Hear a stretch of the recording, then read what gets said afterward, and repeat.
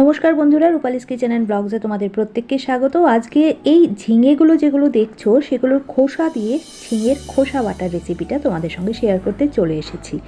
তো দেখো, এখানে আমি ঝিঙের খোসাগুলো ছাড়িয়ে নিয়েছি। মোটামুটি 500 গ্রাম ওজনের ঝিঙে থেকে যে খোসাটা বেরিয়েছে সেই খোসাটাই আমি নিয়েছি, আর একটা প্যানে জল গরম করতে বসিয়ে দিয়েছিলাম। তার মধ্যে সমস্ত খোসাগুলো কিন্তু আমি দিয়ে দিলাম। এবার এগুলোকে আমি একটুখানি ভাপিয়ে নেব মিনিট 10 জন্য।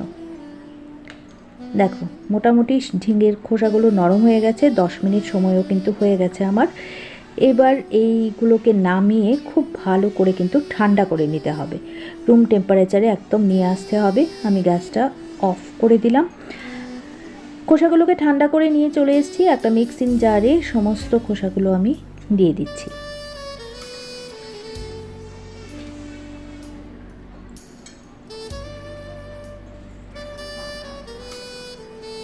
দিয়ে দিলাম সমস্ত খোসাগুলো। এবার আমি এর মধ্যে দিয়ে দেব 6 থেকে 7 কোয়ার মতো রসুন, দিয়ে দেব আমি 4-5টা কাঁচা লঙ্কা। খুব ভালো করে সবগুলোকে নিয়ে একটা পেস্ট তৈরি করে কিন্তু নিয়ে চলে এসেছি। দেখো,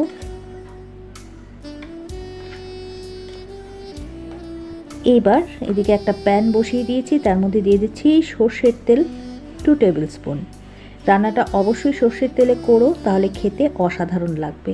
তেলটাকে খুব ভালো করে গরম করে নিয়ে তার মধ্যে একটা গোটা শুকনো লঙ্কাকে আমি 3 টুকরো করে ছিঁড়ে দিয়ে দিলাম। দিয়ে দিচ্ছি হাফ টিস্পুন কালো জিরে।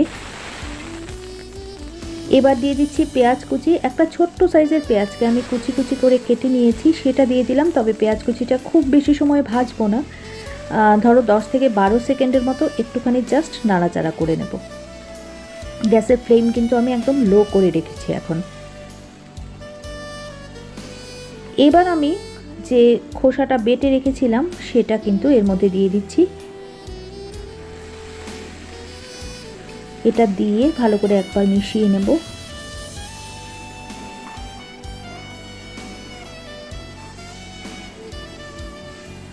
মিশিয়ে নিচ্ছি একটুখানি ভালো করে।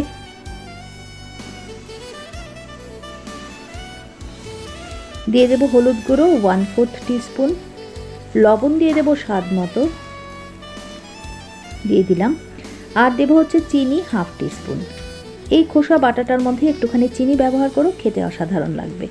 সমস্ত কিছু একসঙ্গে ভালো করে মিশিয়ে আমি ততক্ষণ পর্যন্ত মিডিয়াম হিটে এটাকে রান্না করতে থাকবো, যতক্ষণ না পর্যন্ত পুরো জলটা একদম ড্রাই হয়ে যায়।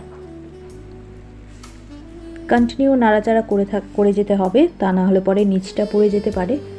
তো এভাবে নেড়ে চেড়ে দেখো অনেকটা জল কিন্তু আমার শুকিয়ে গেছে। আরও কিছুক্ষণ এটাকে নাড়াচাড়া করে নেব। তো ফেলে দেওয়া ঝিঙের খোসাগুলো দিয়ে এই অসাধারণ রেসিপিটা কিন্তু অবশ্যই বাড়িতে করে দেখো। গরম গরম ভাতের সঙ্গে কিন্তু বেশ লাগবে খেতে। জল আরও খানিকটা শুকিয়ে নিলাম আমি। দেখো, একদম ইজিলি কিন্তু প্যান থেকে এটা উঠে আসছে, তার মানে কিন্তু আমার খোসা বাটাটা একদম রেডি হয়ে গেছে। এবার এটাকে নামিয়ে গরম ভাতের সঙ্গে পরিবেশন করব। তো আমার আজকের রেসিপিটা কেমন লাগলো অবশ্যই কমেন্ট করে জানিও। যদি ভালো লাগে একটা লাইক করে দিও, শেয়ার করো ভিডিওটা ফ্রেন্ডস অ্যান্ড ফ্যামিলির সঙ্গে, আর অবশ্যই কিন্তু সাবস্ক্রাইব করে পাশে থেকে যেও রূপালিস কিচেন অ্যান্ড ব্লগস পরিবারের। আজ চলি তাহলে, সবাই খুব ভালো থেকো, সুস্থ থেকো, আর অবশ্যই সাবধানে থেকো। নমস্কার সবাইকে।